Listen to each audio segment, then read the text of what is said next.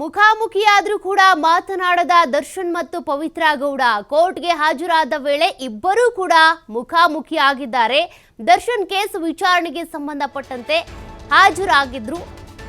April 8ನೇ ತಾರೀಕಿಗೆ ಮುಂದೂಡಿಕೆ ಆಗಿದೆ. ಬಟ್ ಇವತ್ತೇನು ಕೋರ್ಟಿಗೆ ಬಂದಿದ್ರು ಆ ಸಂದರ್ಭದಲ್ಲಿ ಎಲ್ಲರ ಹಾಜರಾತಿಯನ್ನ ಖಚಿತಪಡಿಸಿಕೊಂಡಿದೆ ಕೋರ್ಟ್. ಅದಾದ ನಂತರ ಮುಂದೂಡಿಕೆ ಮಾಡಲಾಗಿದೆ. 57ನೇ CCH ಕೋರ್ಟ್ಗೆ 17 ಆರೋಪಿಗಳ ಪೈಕಿ ಕೋರ್ಟ್ಗೆ 15 ಆರೋಪಿಗಳು ಆಗಮಿಸಿದ್ರು. ಈ ಸಂದರ್ಭದಲ್ಲಿ ಯಾರ್ಯಾರು ಬಂದಿದ್ದಾರೆ ಅಂತ ಅವರ ಹಾಜರಾತಿಯನ್ನ ಖಚಿತಪಡಿಸಿಕೊಂಡಿದ್ದಾರೆ. ಜೊತೆಗೆ ದರ್ಶನ್ ಪರ ವಕೀಲರೇನಿದ್ದಾರೆ ಸುನೀಲ್ ಅವರು ಒಂದು ಆರೋಪವನ್ನ ಕೂಡ ಮಾಡಿದ್ರಂತೆ. ಈ ಮಾಫಿ ಸಾಕ್ಷಿಗೆ ಸಂಬಂಧಪಟ್ಟಂತೆ ಒಂದಷ್ಟು ಆರೋಪ ಮಾಡಿದ್ದಾರೆ. ಬಟ್ ಇದಕ್ಕೆ ನೀವು ಸಪರೇಟ್ ಆಗಿ ಅರ್ಜಿಯನ್ನ ಸಲ್ಲಿಕೆ ಮಾಡ್ಕೋಬೇಕು ಅಂತ ಕೂಡ ಜಡ್ಜ್ ಜಯಶಂಕರ್ ಅವರು ಹೇಳಿದ್ರಂತೆ. ಬಟ್ ಇಲ್ಲಿ ಮತ್ತೊಂದು ವಿಚಾರ ಏನಪ್ಪಾ ಅಂದ್ರೆ, ದರ್ಶನ್ ಪವಿತ್ರ ಗೌಡ ಒಂದಾನೊಂದು ಕಾಲದಲ್ಲಿ ಈ ಕೇಸ್ ಆಗೋದಕ್ಕೂ ಮುಂಚೆ ಬಹಳ ಆಪ್ತ ಸ್ನೇಹಿತರಾಗಿದ್ರು. ಆದ್ರೆ ಇವತ್ತು ನೋಡಿ ಕೋರ್ಟ್ನಲ್ಲಿ ಮುಖಾಮುಖಿ ಆದ್ರೂ ಕೂಡ ತುಟಿ ಪಿಟಿಕ್ ಅಂದಿಲ್ಲ, ಮಾತನಾಡಿಲ್ಲ, ಸ್ಮೈಲ್ ಮಾಡಿಲ್ಲ. ಈ ಹಿಂದೆ ಜನವರಿ 10ನೇ ತಾರೀಕು ವಿಚಾರಣೆಗೆ ಬಂದಂತ ಸಂದರ್ಭದಲ್ಲಿ ಇಬ್ರು ಕೂಡ ಒಬ್ರಿಗೊಬ್ರು ಕುಶಲೋಪರಿಯನ್ನ ವಿಚಾರಿಸ್ಕೊಂಡಿದ್ರು. ಬಟ್ ಇವತ್ತಾದಂತ ವಿಚಾರಣೆಗೆ ಹಾಜರಾದಾಗ ಇಬ್ರು ಕೂಡ ಮುಖ ನೋಡ್ಕೊಂಡಿಲ್ಲ, ಮಾತನಾಡಿಲ್ಲ.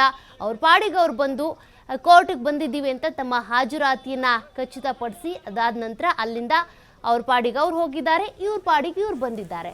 ಇತ್ತೀಚೆಗೆ ರೆಡ್ ಕಾರ್ಪೆಟ್ 777 ಸ್ಟುಡಿಯೋ ರೀಲಾಂಚ್ ಆಯಿತು. ಆಗಲೂ ಕೂಡ ಪವಿತ್ರ ಅವರು ಬಹಳ ಸೆಲೆಬ್ರೇಟ್ ಮಾಡಿದ್ರು, ಗ್ರ್ಯಾಂಡಾಗಿ ಓಪನಿಂಗ್ ಮಾಡಿದ್ರು. ಆಗಲೂ ದರ್ಶನ್ ಕಡೆಯಿಂದ ವಿಶಸ್ ಬರಲಿಲ್ಲ.